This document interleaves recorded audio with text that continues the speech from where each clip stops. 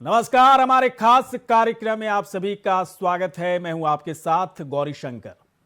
जहां चुनाव है उत्तर प्रदेश में और उससे पहले कई तरह की बातें चल रही हैं। कोई जिन्ना प्रेम दिखा रहा है तो कोई धमकी दे रहा है कि अगर कृषि कानून की तरह बाकायदा सीए का कानून पर किसी तरह का कोई फैसला सरकार का होता है तो हम उत्तर प्रदेश को भी शाहीन बाग बना देंगे। इसके बाद फिर अल्टीमेटम दिया जाता है कि यदि कोई सामाजिक सौहार्द या फिर माहौल को बिगाड़ने की कोशिश करेगा तो अंजाम भुगतने के लिए भी तैयार रहे।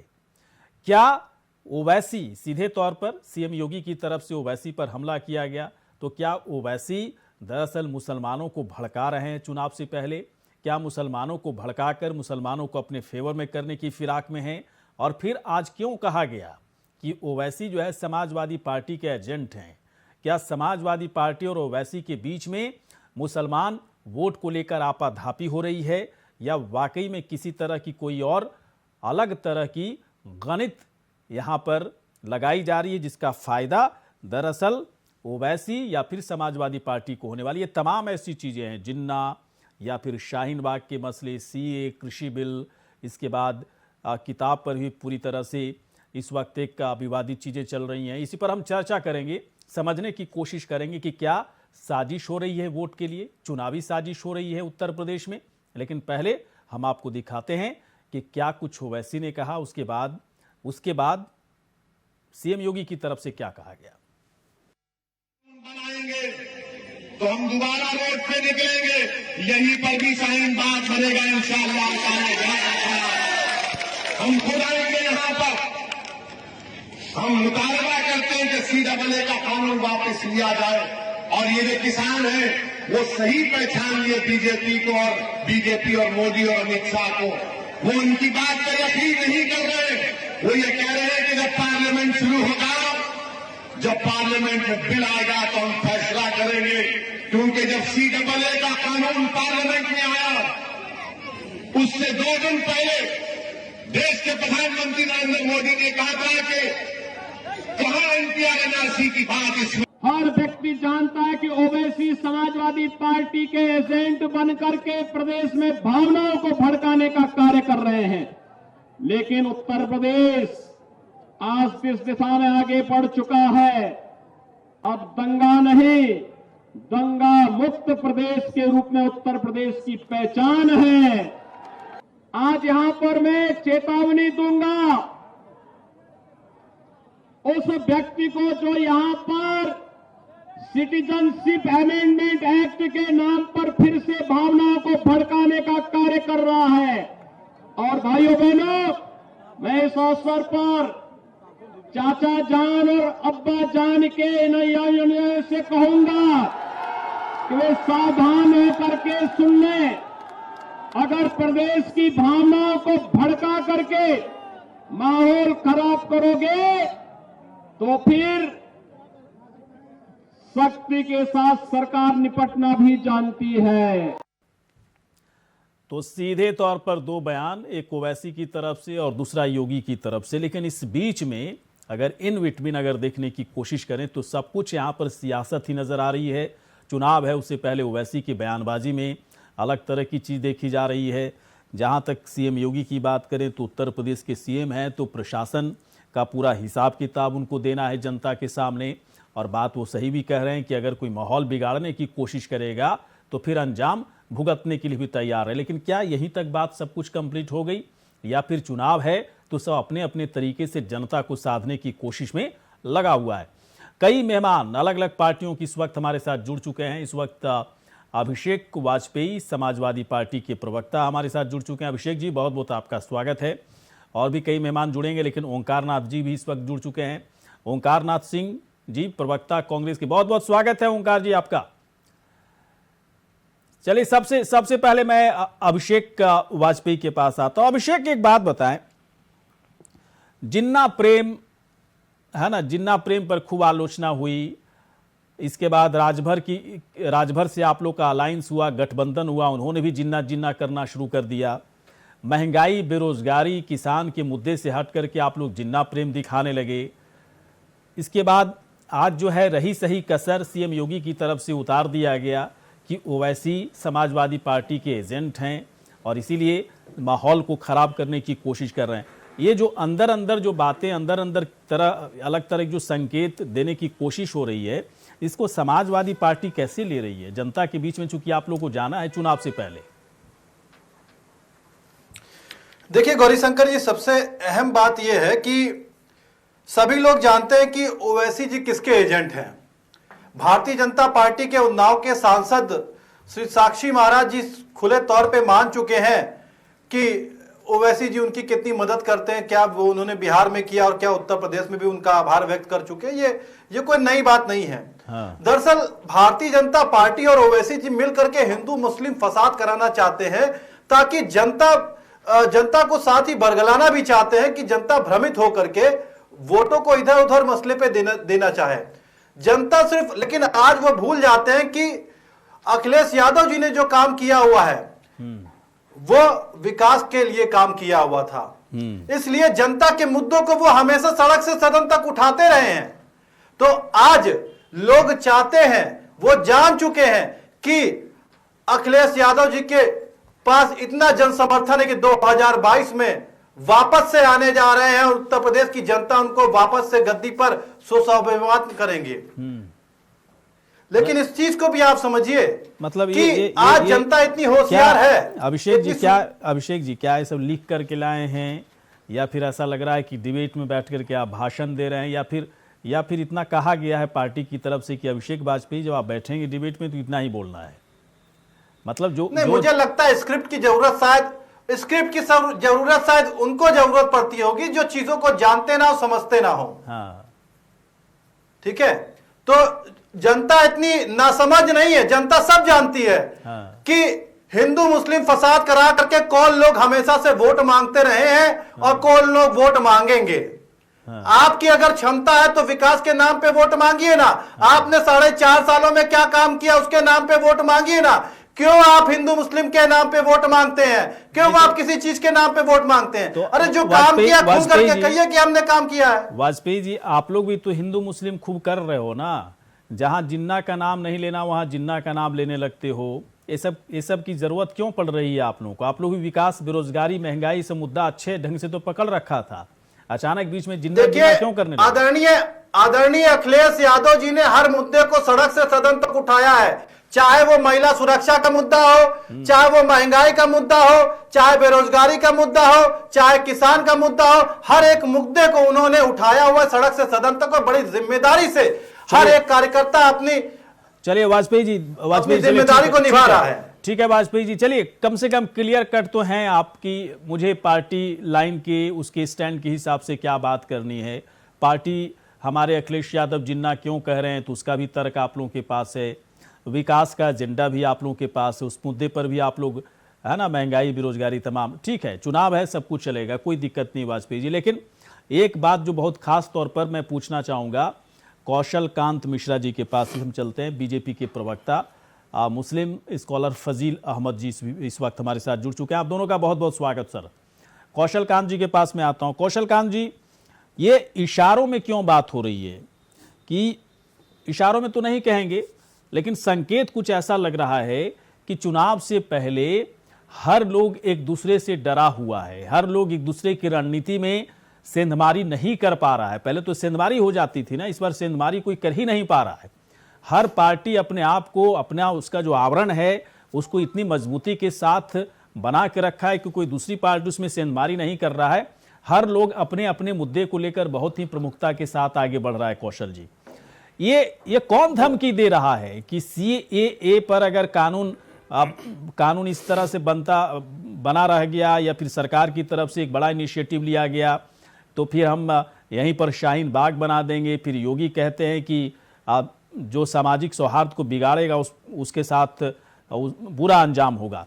इसकी जरूरत क्यों पड़ रही है? क्या इस तरह की बात है, इस तरह की चीजें चल रही हैं? कौशल कांत जी।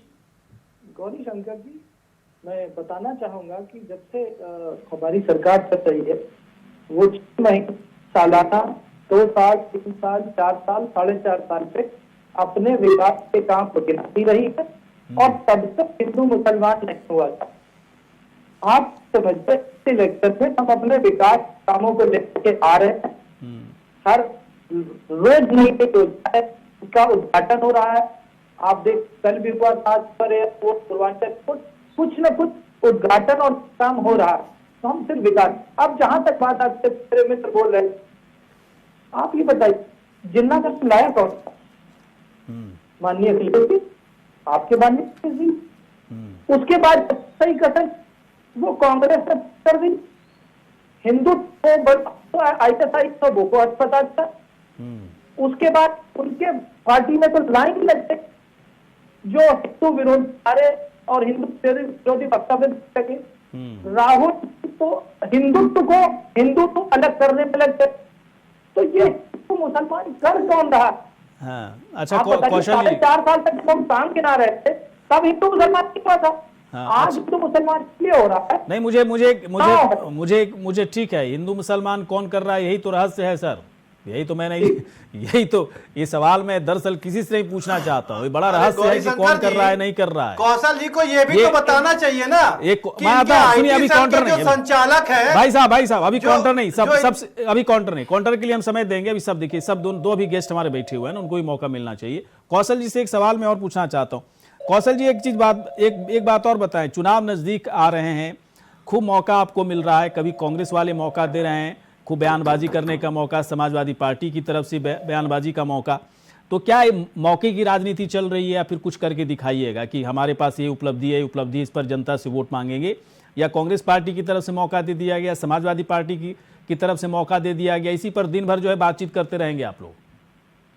शिक्षा, स्वास्थ्य, बच्चा, जवान, महिला, सबके लिए योजनाएं हैं। मैं बताऊंगा, कभी बीच में इंटरफेयर आएगा वो बताने की बहुत बार बता चुके हैं।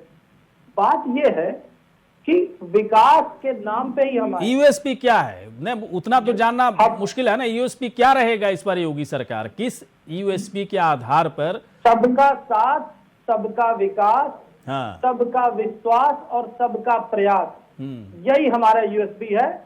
और इसी रास्ते पे चलते हुए विकास के पथ पे, परिवर्तन के रथ पे और हम चलते रहेंगे। और इसी के थ्रू हमारी सरकार 2022 में दोबारा आ रही है 300 के से ज्यादा सीटों के साथ। और बीच बीच में सब जिन्ना और फला ढिकान जो बाबर उबर जो मौका मिल रहा है, ये सब भी बीच बीच में मतलब बयानबाजी होती रहेगी। हमारी पार्टी भारतीय जनता पार्टी भारत की एकमात्र राष्ट्रवादी पार्टी है। चलिए मैं आता हूँ, राष्ट्रीयता के नाम पे आई है। चलिए ठीक है, आती रहेगी। ठीक है। वैसे मुझे एक बयान आज बहुत अच्छा लगा, मुझे एक बयान आज अच्छा लगा। सीएम योगी की तरफ से साफ तौर पर कहा गया कि अगर कोई भी सामाजिक सौहार्द बिगाड़ने की कोशिश करेगा तो अंजाम उसका बुरा होगा। मुझे लगता है कि सीएम किसी भी पार्टी का होता इस वक्त उत्तर प्रदेश में, और कोई ओवैसी की तरह अगर कोई बात करता तो मुझे लगता है इसी तरह की स्टेटमेंट, इस तरह के बयान की एक ज़रूरत हर प्रदेशवासी को ऐसा महसूस, मैं समझता हूं कि हर लोगों की ज़रूरत होती। ओंकार नाथ जी के पास चलते हैं। ओंकार जी, ऐसा लग रहा है कि सेल्फ गोल में कांग्रेस जो है सबसे अव्वल पार्टी होने की दौड़ में है। कभी बाबर प्रेम दिखता है, कभी हिंदुत्व को ISI और बोको हरम से जोड़ दिया जाता है। फिर देखिए नया मनीष तिवारी उभर आए, उन्होंने पूरी तरह से आप लोगों की सरकार की कार्य प्रणाली पर ही सवाल खड़ा कर दिया। ये सेल्फ गोल नहीं है तो और क्या है सर? अगर इतना मौका आप लोग दीजिएगा तो फिर कांग्रेस पार्टी के किसी नेता से क्या सवाल पूछूं मैं फिर?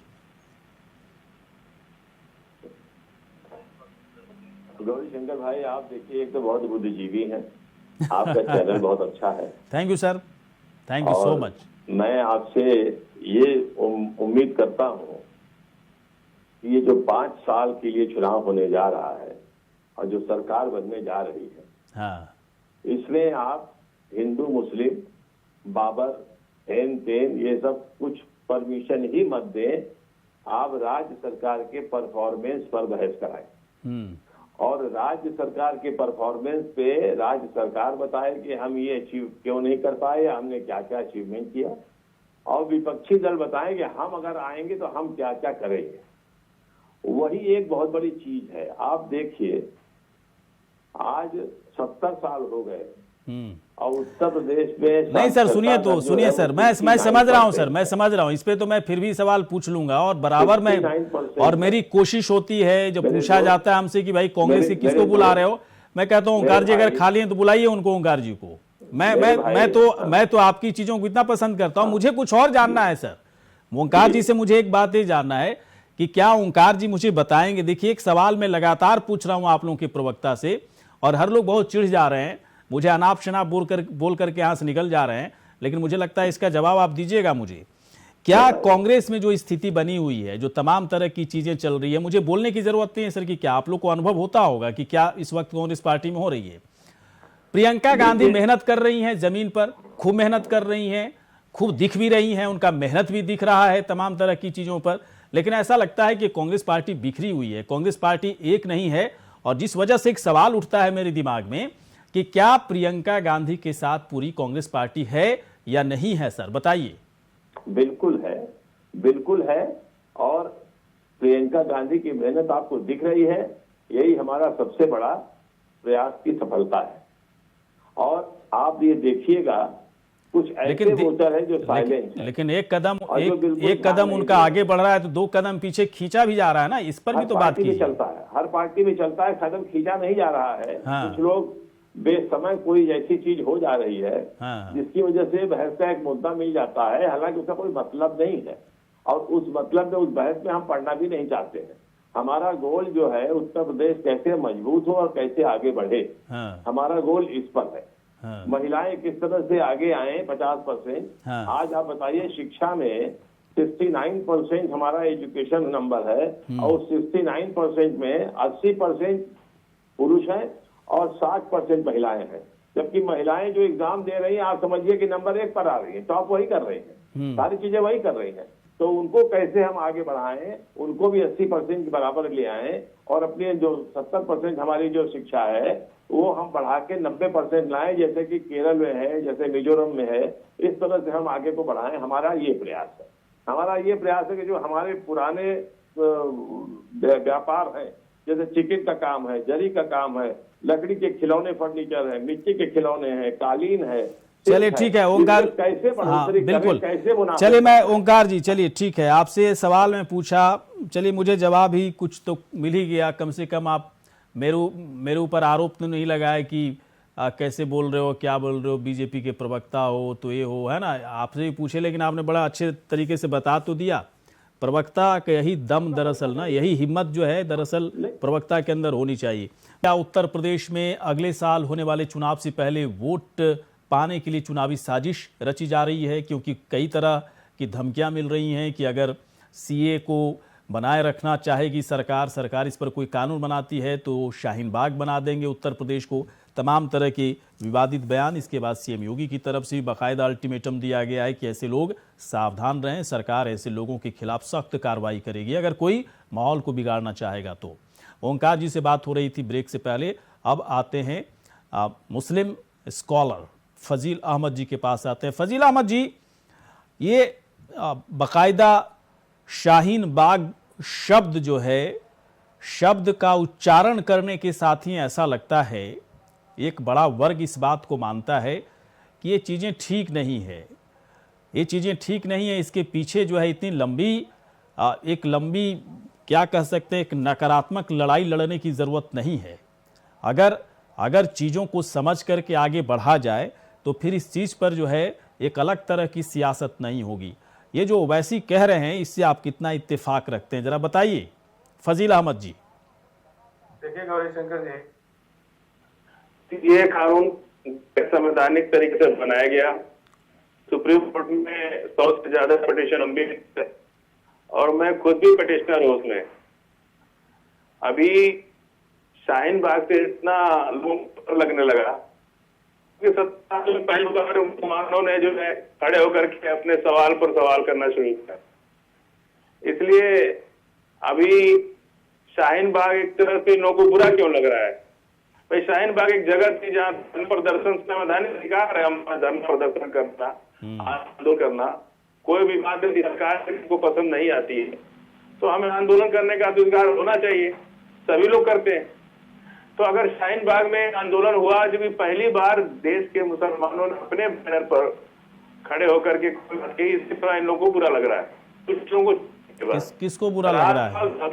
पूरी बात क्लियर कीजिए ना। आप जब पूरे देश के मुसलमान कहते हैं फिर बुरा किसको लग रहा है, ये चीज बताइए। ये बुरा लगने वाले कौन लोग हैं, जरा बताइए। अभी आपने क्या शब्द का इस्तेमाल किया से पहले? शाहीन बाग के बारे में आपने क्या शब्द का इस्तेमाल किया? अपना रिपोर्ट देख लीजिए, आप क्या बोले। क्या बोला मैंने? हम बात कर रहे हैं, हम दूसरे की बात नहीं कर रहे। आप एंकर हैं, आपने ही क्या कहा? क्या बोला मैंने, बताइए। शाहीन बाग जो है कोई आतंकवादी संगठन है और उस तरह का ऐसा बोला मैंने? ऐसा बोला? 3 लोग और साक्षी। एक मिनट फजील अहमद जी, 3 लोग यहाँ बैठे हैं। एक मिनट जब आप झूठ बोलते हो ना तो थोड़ा रुका करो। 3 लोग यहाँ बैठे हैं, 3 लोग जरा बता दें कि मैंने शाहीन बाग को आतंकवाद का संगठन की जगह बताया। मैंने बोला और अभी मैं बोल रहा हूं कि एक शाहीन बाग का नाम लेते ही लगता है कि एक नकारात्मक लंबी लड़ाई बेवजह चल रही है। ऊर्जा का स्रोत तो क्या हुआ? आतंकवाद हो गया क्या? ये देखिए, शाहीन बाग पहली बार, आप पिटिशनर हैं, आपको तो पता होना चाहिए ना कि आपको पता होना चाहिए ना कि किस शब्द का मतलब क्या होता है। आप मुझे हटाइए ये सब रहने दीजिए। मुझे बताइए फजील अहमद जी, मुझे ये चीज बताइए कि शाहीन बाग की धमकी क्यों दी जाती है, ये सवाल है। आप कह रहे हैं ना कि क्या ऊर्जा है और नकारात्मक ऊर्जा है, फलात्मक ऊर्जा है, जो भी है, इसकी धमकी क्यों दी जाती है? शाहीन बाग बना देंगे, क्या मतलब हुआ इसका? फजील अहमद जी, क्या मतलब हुआ इसका? आप ओवैसी को सपा का एजेंट कहा गया। आप अगर ओवैसी के एजेंट हैं तो बताइए इसका। कोई भाजपा का एजेंट कहता है, कोई सपा का एजेंट कहता है। हाँ। कुछ दिन बाद बसपा का भी एजेंट लोग कहने लगेंगे। अरे एजेंट कोई भारत का नागरिक है हर कोई, और हमें अधिकार है अपनी बात कहने का। बिल्कुल अधिकार है, लेकिन बिल्कुल अधिकार है। मैं बस ये जानना चाहता हूँ, ये शाहीन बाग कहकर के धमकी क्यों दी जाती है? कल तो ये भी कहा जाएगा कि पूरे भारत को हम पाकिस्तान बना देंगे, उत्तर प्रदेश को पाकिस्तान बना देंगे। पाकिस्तान तो किसी ने कुछ भी होगा क्या फजील जी? कुछ भी नहीं होगा ना, कुछ भी तो नहीं होगा। पाकिस्तान तो किसी ने कहा। मुझे एक बात और जानना है आपसे। मुझे भारत नहीं है ना, शाहीन बाग कहाँ है ये बताइए। कहाँ है शाहीन बाग? पाकिस्तान में है कि भारत में? नहीं, शाहीन बाग की धमकी क्यों दी जाती है? आप जो इतनी थेथोलॉजी कर रहे हो, इससे बेटर है मेरे सवाल का आंसर दे दो। आप जो है शाहीन बाग कहाँ है, शाहीन बाग कहाँ? पिटिशनर हो साहब, आप पिटिशनर हो, और जो सवाल पूछ रहा हूं उसका जो है ना, उसका आप 1% जवाब नहीं दे रहे हो। लेकिन आपको जो है विवादित बयान अगर कर देना है दीजिए। आप ओवैसी के एजेंट हैं तो कोई दिक्कत नहीं है, चलेगा मुझे, लेकिन ओवैसी की तरह बात तो कीजिए आप। अरे सर, आप शाखा लगा के आते हैं इसीलिए माइंड फ्रेश रहता है। शाखा से आते हैं तो आपको दिमाग में वही बात बैठी रहती है। 2 नंबर लिखा है। ऐसा है ना, ऐसा है फजील अहमद जी, ऐसा है फजील अहमद जी, शब्दों पर ध्यान दीजिए, है ना। फजील अहमद से मैं पूछ रहा हूं, ये शाहीन बाग के पिटिशनर हैं, शाहीन बाग की धमकी क्यों दी जाती है? ओवैसी के पक्षकार बनने आए हो ना, तो बताइए ओवैसी के दिमाग में क्या चल रहा है, बताइए। ये क्या चाहते हैं आप लोग, क्या चाहते हैं? उत्तर प्रदेश में क्या होना चाहिए बता दीजिए जरा। सीए एनआरसी पे दम दिखाइए ना, थोड़ा दम दिखाइए। मुस्लिम स्कॉलर लिख देने से ना दम नहीं हो जाता। अब रहिए, रहने दीजिए, ठीक है। थेथोलॉजी मेरे को पसंद नहीं है, थेथोलॉजी पसंद नहीं है। फजील अहमद पिछली बार जो है ना, पिछली बार मुझे लगता है जो हुआ तो उसमें मैंने आपको लिखवाया था राजनीतिक विश्लेषक, है ना। इस बार मुस्लिम स्कॉलर लिखवाया जानबूझ करके। इसके लायक भी नहीं हो आप, इसके लायक भी नहीं हो। कौशलकांत मिश्रा जी के पास आते हैं। धर्म का रिसर्च करने वाला धार्मिक हो जाए ना, धर्मांध हो जाए तो बड़ा दिक्कत है। उससे कोई सवाल पूछोगे और धर्म की बात करेगा। मैं आपसे पूछ रहा हूं ना, आपने बताया नहीं, उसका आंसर नहीं बताया। अब रहने दिए साहब, आपका टाइम गया, कौशल जी के पास आते हैं। कौशल जी, एक बात बताइए, शाहीन बाग वाली धमकी क्यों है? क्या मनोवैज्ञानिक इसका है? मैं पूछ रहा था ना, स्कॉलर है ना आप स्कॉलर है ना, स्कॉलर को तो बोलना चाहिए था, मुस्लिम स्कॉलर है ना, कि क्यों ये शाहीन बाग की धमकी के पीछे क्या मनोवैज्ञानिक एक रीजन है? बताएंगे कौशल जी? आप नहीं बताए, कौशल जी बताएंगे। कौशल जी बताइए सर, ये क्या मनोवैज्ञानिक दबाव है, क्या किस तरह की धमकी है, और इस धमकी से कौन डरने वाला है, जरा बताइए। गौरी शंकर एक डेढ़ महीना में क्या कोई धमकी देगा सर? आपका आप बोलिए कौशल जी, कौशल जी आप अपनी बात रखिए। हाँ। गौरी शंकर जी देखिए, जिस तरीके से ये बोल रहे हैं, मैं सिर्फ ये बताना चाहूंगा कि जब से फॉर्म बिल वापस लिया है प्रधानमंत्री जी ने, उसमें सिर्फ इसलिए वापस लिया है क्योंकि गलत सही की बात नहीं है। क्योंकि इस समय किसान जो छोटा सा सेक्शन, मेजॉरिटी किसान इससे खुश है, लेकिन केवल छोटा सेक्शन जो है वो वापस ले लिए मेजॉरिटी, तो फिर बीच में बोले आप, वापस ले लिए, फिर बीच में बोले आप, लेना था ना। मैं आप अगर बहुत अच्छा कानून था तो क्यों वापस ले? गौरी शंकर जी, इस तरीके से डिबेट अगर करना है, इन्हीं को उठा दीजिए, इनको उठा दीजिए। इनका तो भाई नहीं, हम कहाँ जाने वाले हैं? अरे इनका वाइस बंद करवाइए पहले तो। चित कर रहे हैं कि चुनाव से पहले वोट के लिए चुनावी साजिश रची जा रही है, सभी पार्टियां कुछ ना कुछ कर रही है और ऐसा लग रहा है कि किसी एक खास वर्ग का वोट पाने के लिए अलग तरह की सियासत हो रही है। लेकिन क्या जिस वर्ग को टारगेट करने की कोशिश हो रही है उसकी अपनी जो उसके तमाम तरह की दिक्कतें हैं, परेशानियां, उसको सही मायने में कौन देखने के लिए तैयार है? अभी तक तो किसी ने नहीं देखा, क्या आगे भी उसको देखने के लिए तैयार है? ये सब तमाम ऐसे सवाल हैं जिस पर हम लोग चर्चा कर रहे हैं। कौशल कांत मिश्रा जी के पास हम आते हैं। सर अपनी बात पूरी रखिए। मैं जो सवाल पूछ रहा था कि अभी जो एक अलग तरह का मनोवैज्ञानिक खेल चल रहा है कि अगर सीए पर कानून को लेकर के सरकार सख्त होती है तो हम लोग यहाँ पर शाहीन बाग बना देंगे। दरअसल एक बड़ा संकेत है कि उत्तर प्रदेश में मुसलमानों को भड़काने की कोशिश हो रही है। लेकिन क्या लग रहा है कौशल, क्या उत्तर प्रदेश का मुसलमान वोट ऐसे लोगों से भड़क जाएगा? देखिए, जैसा कि किसी नेता ने कहा था कि एक मुसलमान का जो वोट बैंक एक ऐसी लैला है जिसके बहुत सारे मजनू हैं। यही समस्या है। अब असदुद्दीन ओवैसी जब से प्रदेश में आए हैं, इसके पहले बिहार में गए थे, इसके पहले महाराष्ट्र में गए थे, उनकी जो पॉलिटिक्स चल रही है वो बहुत ही ज्यादा क्रिमिनल है। वो उस एरिया को टारगेट करते हैं जहां पर एक मुसलमान धर्म के लोग ज्यादा होते हैं। आप देखिए, मैं ये फैक्ट बोल रहा हूँ हर जगह। और इसीलिए उन्होंने ये नहीं कहा कि उन्होंने 403 सीटों पर चुनाव, उन्होंने कहा 100 सीटों पर चुनाव लड़ेंगे। तो उन्होंने ये स्टडी किया कि जहां पे मुसलमान ज्यादा है वहां को अपना कैंडिडेट खड़ा करें। यहीं से शुरुआत होती है एक कम्युनल राजनीति की।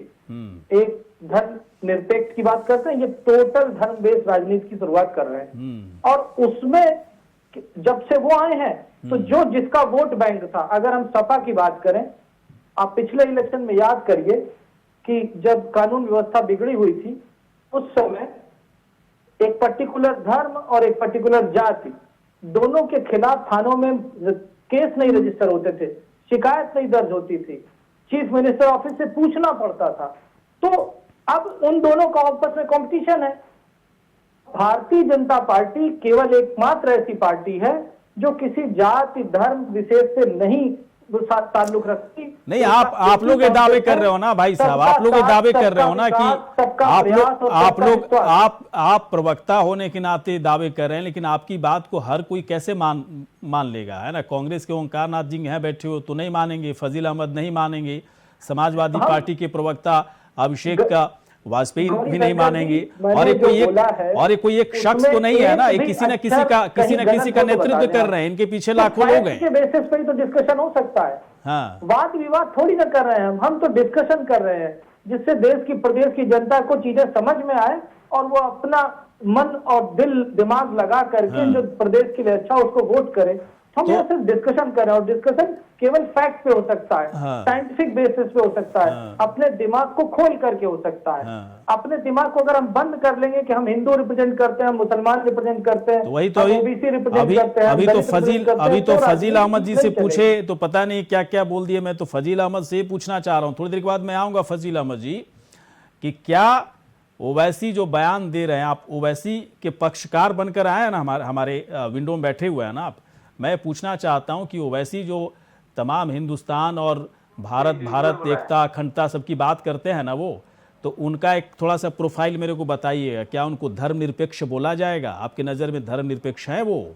अगर हैं तो बताइएगा, नहीं है तो ये भी बताइएगा। और अभी धर्मनिरपेक्ष नहीं होते तो हाँ भाई साहब, नहीं हो सकता आप भी प्राइम मिनिस्टर बन जाइए, और तो दिख रहा है कितने बड़े धर्मनिरपेक्ष आप हैं, वो आप भी प्राइम मिनिस्टर हो सकता है, बन जाइए। फिर तो देश का जो है क्या हाल होगा सबको पता चल रहा है। मैं आता हूं सर, मैं आता हूं थोड़ी देर के बाद। ओंकार जी के पास, ओंकार आते हैं ना, आपके पास सवाल लेकर के आ रहे हैं, ऐसे मत बीच में मत टोकिए। ओंकार जी के पास हम आ रहे हैं। ओंकार जी, नागरिक भी है कि नहीं है?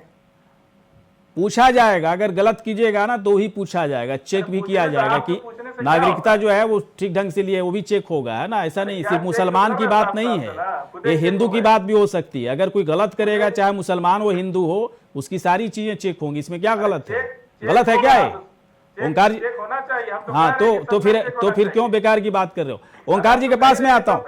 ओंकार साहब, ओंकार जी एक सवाल जो मैं पूछ रहा था कि कांग्रेस ठीक है सेल्फ गोल कर रही है, नहीं कर रही है, आपके पास तर्क है कि नहीं कर रही है? हम लोग के अपने मुद्दे हैं, अपने मसले हैं। उत्तर प्रदेश में प्रियंका गांधी एक्टिव हैं, महंगाई, बेरोजगारी, किसान के मुद्दे को हम लोगों ने उठाया, किसान के मुद्दे पर आपको वाहवाही आप लोग अपने तरीके से कर रहे हैं। मुझे एक बात जानना है, उत्तर प्रदेश में बाकायदा जो सामाजिक समीकरण है इस वक्त, उसमें मुसलमानों का एक बड़ा वोट बैंक है, उसको लुभाने के लिए कोई धमकी का इस्तेमाल कर रहा है, कोई लुभाने का इस्तेमाल कर रहा है, कोई तमाम बड़े बड़े दावे कर रहा है। कांग्रेस क्या कर रही है सर? कांग्रेस क्या मुसलमान के वोट पर आश्रित है या नहीं है? अगर आश्रित नहीं है तो फिर बाबर, ये सब जहांगीर का नाम क्यों लिया जाता है? बताइए सर, क्लियर कर दीजिए आप। ये लोकतंत्र है, लोकतंत्र में कोई ये कह दे कि हमें किसी के वोट की आवश्यकता नहीं है, इसका मतलब कि वो लोकतंत्र के साथ मजाक कर रहा है और देश को धोखे में रख रहा है। बिल्कुल सही बात है। हमको सबको जो है सबके वोट की आवश्यकता है, लेकिन हमारा जो मेन टारगेट है, इस बार हम प्रदेश की महिलाओं को समान अधिकार और 40% तक उनको आरक्षण दिलाने का प्रयास करेंगे, उनको टिकट देंगे अपने यहाँ, उनको लड़वाएंगे और कोशिश करेंगे कि वो जीते। और पास नहीं करा पाए, और सरकार को हम लोकसभा में महिला आरक्षण का बिल लाके और पास नहीं करा पाए। हाँ ठीक है, महिलाएं को याद आ रही है, ठीक कह रहे हैं, धोखा दे रही है लोग देश को। आप अभी भी इनकी बात स्पष्ट नहीं है कि इनकी योजना क्या है। 2014 से पहले ये क्या किए दुनिया जैसी, इन लोगों को पूछ नहीं रहा है। सुन लीजिए, नहीं सवाल सही उठा रहे हैं फजील अहमद जी, सवाल सही उठा रहे हैं ओंकार जी, जवाब देना चाहिए आपको। हम 2014 के पहले, अरे सुन तो लीजिए मेरे कमेटी 10 यूपीए 1 यूपीए 2 संसद कमेटी बनने के बाद भी 10 साल आपने शासन किया है। आप कहाँ सो रहे हैं अभी? आप कुछ मुझे बोलने देंगे सर? कमेटी की सिफारिश अब सवाल पूछे हैं फजील अहमद जी, सुन लीजिए। ओंकार जी देखिए इतने शांत स्वभाव के आदमी, सुनिए ना, आपकी तरह वो झगड़ा थोड़े करेंगे, वो भी उनको मौका दीजिएगा तो ही बोलेंगे, ऐसे नहीं बोलेंगे। वो अलग है ना, हर लोगों का अलग अलग हिसाब किताब होता है। बोलिए सर। हाँ बोलिए। 22 पॉइंट करे गए थे, हाँ, जिसमें 25 पॉइंट यूपीए की सरकार ने लागू कर दिया था, सिर्फ 2 पॉइंट रह गए थे, वो इसलिए नहीं हो पाए थे कि उसको कानून बनाना था। हाँ, और हमारी सरकार जा चुकी थी। हाँ, आप किसी से पूछ लीजिए सर, अगर हम झूठ बोल रहे हो तो हम राजनीति छोड़ देंगे, अगर आप प्रूफ कर देंगे। एक चीज, दूसरी चीज जो आपने कहा महिला पर बिल क्यों नहीं ले आ पाए, हम लाए थे, लेकिन कुछ लोगों ने, अरे सर सुन तो लीजिए, पाटेकर का आंदोलन दबाना था तो महिला बिल ले आए। सर सुन तो लीजिए, मेरी बात तो सुन लीजिए, किया आप लोगों ने। पहले मेरी बात सुन लीजिए। लोकसभा और राज्यसभा सबने देखा कैसे बिल को फाड़ा गया और कैसे सोनिया गांधी जी के हाथ से बिल लेके फाड़ा गया। क्या वो भी रहा था? पाटेकर का आंदोलन दबाने के लिए आप नहीं, ये आपका अपना वर्जन हो सकता है, ये आपका अपना वर्जन हो सकता है, आप उसके लिए कह सकते हैं, उसकी बात नहीं, छोड़ दीजिए उसे। हमारा मेन काम जो है, जो हम कर रहे हैं, महिलाओं को इस बार आगे बढ़ाएंगे, और चाहे वो किसी भी धर्म की हो, किसी भी जात की हो। हमने किसी धर्म जात की पॉलिटिक्स नहीं की, हम सिर्फ सबको लेके चलने वाली पॉलिटिक्स करते हैं। और ये कोई कह दे कि हमको फला का वोट नहीं चाहिए, वो नहीं। आप एक बार इनसे पूछ रहे थे, कॉलर साहब से, फजील अहमद साहब से, कि शाहीन बाग बना देंगे, शाहीन बाग बना देंगे। शाहीन बाग इसलिए ये कहते हैं गौरी शंकर भाई, ये बड़ा आंदोलन था और काफी दिनों तक चला, सरकार असहाय नजर आ रही थी। सुप्रीम कोर्ट के आदेश के बाद जाके वो सड़क खाली करा पाए, और कुछ कोरोना की वजह से भी उनको सड़क खाली करानी पड़ी, तो इसलिए ये कहते हैं कि हम शाहीन बाग बना देंगे। ये खुद नहीं अपनी चीजों में सफल हैं और साफ हैं कि क्या कहना चाहिए क्या नहीं कहना चाहिए। खाली लड़ने से काम नहीं चलता है, चीज को आप बताइए अपनी, ताकि जनता समझे। वही ना, ऐसा नहीं। बड़ा ओंकार जी, बड़ा अच्छा, देखिए बड़ा अच्छा आपने क्लियर किया इस बात को। आप ऐसे मत बोलें कि शाहीन बाग लगे कि जैसे कोई जो है ना एक बड़ा बॉम्ब की तरह हो, है ना, लोग डरने लगे, है ना, तो धमकी जैसा हो गया ना कि अगर है ना सीए और एनआरसी एनआरपी की पर अगर सरकार की कानून जो है सख्त होती है तो हम उत्तर प्रदेश को शाहीन बाग बना देंगे। यही इसी में गड़बड़ी है फजील अहमद जी।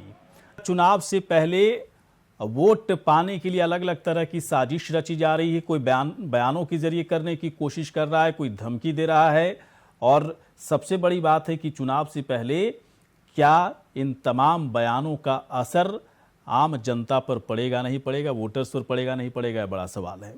अभिषेक वाजपेयी समाजवादी पार्टी के प्रवक्ता इस वक्त हमारे साथ है। अभिषेक, एक बात बताएं, चलिए ठीक है, जिन्ना पर इतना सवाल पूछ दिया कि अब मुझे भी खराब लगता है कि क्या समाजवादी पार्टी किसी प्रवक्ता से जिन्ना की बात की जाए। कांग्रेस वालों से बहुत सारे सवाल पूछे, बाबर पे तो हुमायूं पे तो जहांगीर पे, अब नहीं पूछता मैं सवाल, थक गया हूं क्योंकि जवाब नहीं आता है। सर कोई दिक्कत नहीं है, बाकी जनता मालिक है, जनता समझ जाती है कि जवाब नहीं दे रहे हैं तो इसका क्या मतलब है, अभी जवाब नहीं दीजिएगा। अभिषेक जी मुझे एक बात बताएं, लेकिन ठीक है, एक अच्छी बात इस बार मुझे लग रही है कि अखिलेश यादव अलग विजन के साथ इस बार उत्तर प्रदेश में उतरे हुए हैं। फायदा कितना होगा नहीं होगा अलग बात है, लेकिन मुद्दे ऐसा लग रहा है कि जो 5 महीने पहले आपके पास मुद्दे थे वो मुद्दे हैं आपके पास, कुछ ऐड ऑन करते जा रहे हैं। अभिषेक वाजपेयी बताइए सर, फायदे में है, नुकसान में है, क्या होगा? ओवैसी भी देखिए कहीं ना कहीं कहा जा रहा है कि ओवैसी साहब आपके एजेंट हैं, इसका फायदा होगा नहीं होगा, बताइए ना। देखिए गौरी शंकर जी, मैंने पहले भी कहा या किसी से छुपा नहीं हुआ है कि उन्नाव के सांसद ने खुले मंच पे खुले दिल से माना कि वह भारतीय जनता पार्टी के एजेंट हैं। नंबर एक बात। नंबर दूसरी चीज कि अभी हमारे भारतीय जनता पार्टी के प्रवक्ता कौशल जी बोल रहे थे कि किसान बिल वापस लिया।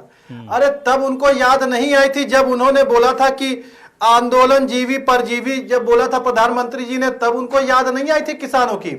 उनको तब याद नहीं आई थी जब पीयूष गोयल जी ने बोला था किसानों के लिए कि माओवादी विचारधारा से प्रेरित हैं, तब किसानों की याद नहीं आई थी। तब याद नहीं आई जब मनोज तिवारी जो इनके सांसद हैं, तब उन्होंने बोला था कि टुकड़े टुकड़े गैंग के हैं। केंद्रीय मंत्री दानवे जी ने बोला था पाकिस्तान चीन के लोग इसमें हाथ हैं, शामिल हैं। तो इस तरीके से अनर्गल बयान देने के बाद जब उन्होंने देखा कि उपचुनाव में काफी सारे हर जगह पे इनकी शिकस्त होने लगी, इस मजबूरी से चुनाव को देखते हुए इन्होंने किसान बिल को वापस लिया। नंबर दूसरी बात। नंबर तीसरी चीज, इनके ही सांसद कहते हैं कि अगर जरूरत पड़ेगी तो हम दोबारा से बिल ले आएंगे। तो इनकी करनी और कथनी दोनों में अंतर है। और सबसे बड़ी चीज, जैसा कि अभी हमारे बीजेपी के मित्र बता रहे थे कि बहुत सारी चीजें 4 साल 4.5 साल की गिना रहे थे। अभी 18 नवंबर की आपको वारदातें याद होंगी कि जब कैसे मुख्यमंत्री जी के शहर गोरखपुर की घटनाएं, 3 अपहरण हो गए, तो वो उसके बारे में इन्होंने एक बार भी जिक्र नहीं किया। कैसे महिला कांस्टेबल के साथ छेड़खानी हुई, उसकी एफआईआर तक नहीं दर्ज हो गई थी, उसके बारे में भी इन्होंने एक बार भी जिक्र नहीं किया। अच्छा, आखिर क्यों जनता की मुद्दे को क्यों भूल जाती है सरकार? एक बात बताएं, देखिए एक मैं बड़ा गुड़ सवाल पूछना चाह रहा हूं, इसका जवाब दीजिएगा। 2017 में जब प्रचार हो रहा था, चुनाव प्रचार हो रहा, तो मैं तो बाकायदा कवर भी किया था पूरे उत्तर प्रदेश को, तो मैं बड़ा नजदीक से देखा था चुनाव को।